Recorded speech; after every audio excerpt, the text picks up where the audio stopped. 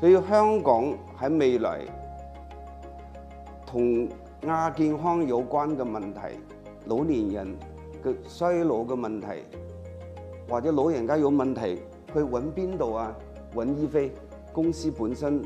除咗擁有科技一定嘅實力，仲要有好堅實嘅嗰個產品嘅知識同埋人體嘅知識，呢啲嘢仲要再通過培訓去到前線嘅同事，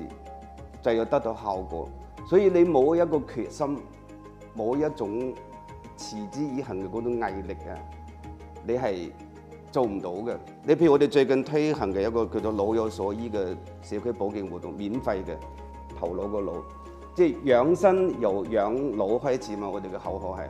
咁，因為好多老人家有記憶嘅問題，其實人退化除咗關節啊、身體啊，其實個腦退化係唔知唔覺嘅。你如果我哋將個腦做好咧，佢全身嘅嗰啲協調性啊，同埋反應咧都會好唔同。呢個活動推行到而家咧係好成功嘅，成為街坊嘅熱門話題。所有新入職嘅同事咧，當佢入職第一日咧，我哋已經話俾佢聽，有一個好重要嘅嘢必須要做得到，就係唔能夠到一啲入咗嚟門店嘅係感覺佢係你嘅客人，你必須要建立一個同佢成為朋友，同佢成為家人呢個關係。希望喺第一個月裏邊做咗出嚟。如果有機會去到我哋門店咧，你會見到門店嘅店員啦、同事們咧扮演一個歡樂大使、愛心大使嘅身份，同嗰啲老友記咧，其實係好開心、好歡樂咁聚首一堂，甚至乎我哋同佢玩一啲遊戲，其實目的係想啟發佢嘅大腦。試過聽過一個案例就好感觸嘅，好開心，就係有嗰啲會員咧煮咗飯，又煲湯又煮飯，攞落嚟俾我哋個同事，但係同同事講唔係俾你食㗎，係俾你拎翻去俾你啲小朋友食㗎。你日日喺度做到咁夜，啲小朋友冇啖住家飯食。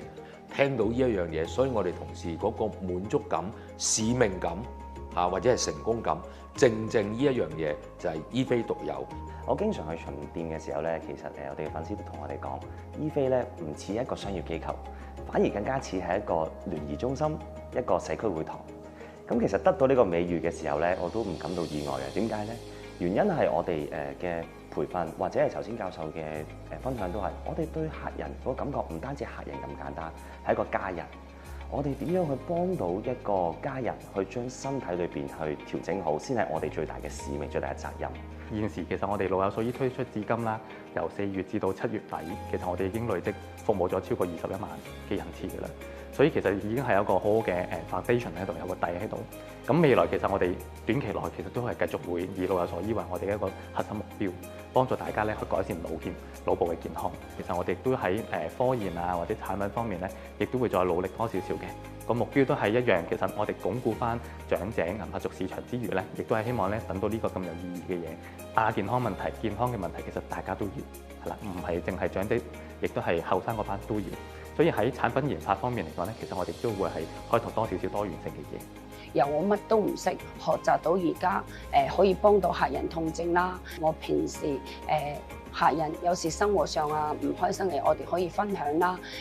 醫飛一個小社區咁樣，客人落到嚟好似家人朋友咁樣，令到我咧有我自己個人嘅推動力咯。其實咧我係一個乳癌嘅康復者，咁一直以嚟咧，因為藥物咧影響到我個全身都骨痛，全身唔舒服，同埋影響咗我睡眠。咁直至到4個月之前咧，我認識到咧醫飛嘅產品，用咗佢哋嘅脈同埋光脈通之後咧，慢慢改善咗我嘅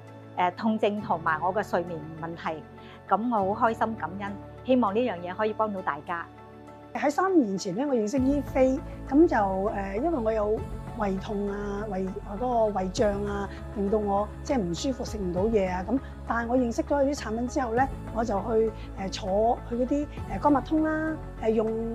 佢啲產品啦、神筆啊、